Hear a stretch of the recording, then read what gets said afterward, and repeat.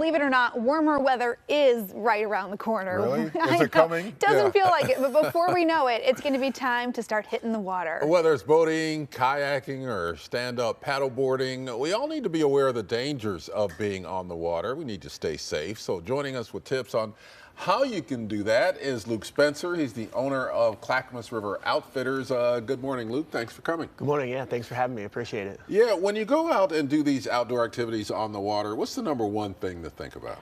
I mean, I think the number one thing to think about is, being safe, obviously, like we're talking about. And so in order to do that, there's a few things that people definitely want to make sure they have. One thing that you definitely want to have when you're out on the water, and it's required by the Oregon State Marine Board, is a good life jacket. There's a couple different types. This type is one that you would wear, so you would unzip it, put it over your body, snug it down, so it's nice and tight.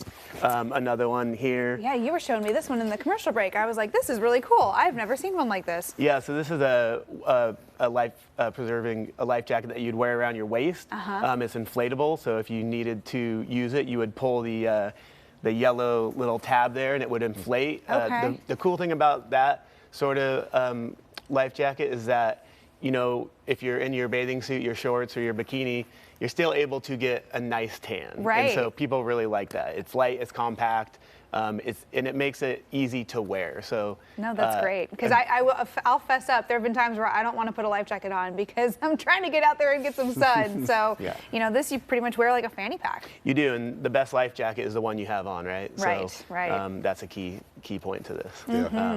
Yeah. Other things to consider when you're out there. And I brought this for you. This is a safety. It's a marine whistle, and so people usually put that in their life jacket. Should I blow it? Yeah, blow it. Plug your ears, control room. Okay. Wow. Yes, that was not very loud, but it can get a lot louder. So. Yeah. So you're also required to have that by the Oregon State Marine Board. So you want to have that on you.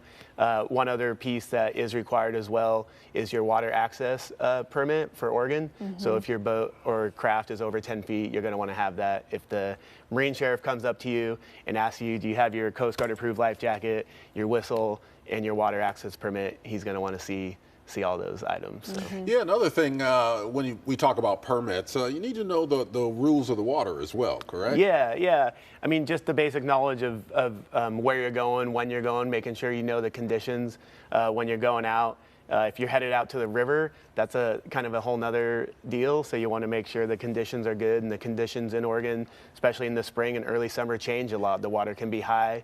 When we have a big snowpack, it's good to remember that the water is going to be, there's going to be more water than there would on a year when there's like less snowpack. Yeah. Or if it's been raining. So now, in terms of some other accessories that maybe aren't necessarily a safety issue, but could certainly make for a much more fun day on the water if you're trying not to lose your keys or ruin your cell phone. Yeah. You got some other stuff for that too. Yeah, absolutely. And you can find all these items at your local outfitter or paddling shop, like Clackamas River Outfitters, where we have a shop out in Estacada.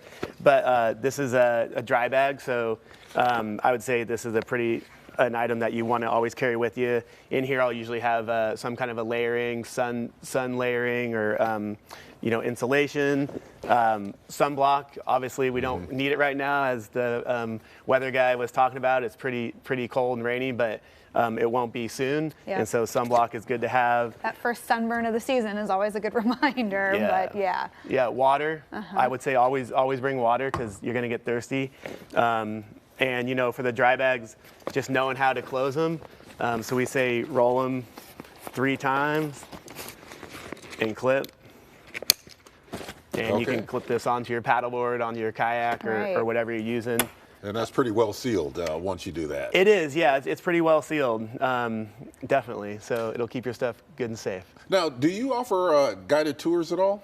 We do. So Clackamas River Outfitters does river tours as well as lake tours. So we kind of have, paddleboard, kayak on both river and lake. And so if folks want to come out to Estacada, Estacada Lake is a great place to paddle, as is, Willamette Falls area and up Westland at Willamette Park, all nice areas to go. and going out with a guide, you know, if you don't know that part of the river very well, or if you don't know the area, having someone there who knows the conditions and really knows how to keep everybody safe on the water, that can be important. Really important. Yeah, All right. absolutely. Well, thanks, Luke, for coming in and giving us some tips, letting us know what you offer at Clackamas River Outfitters.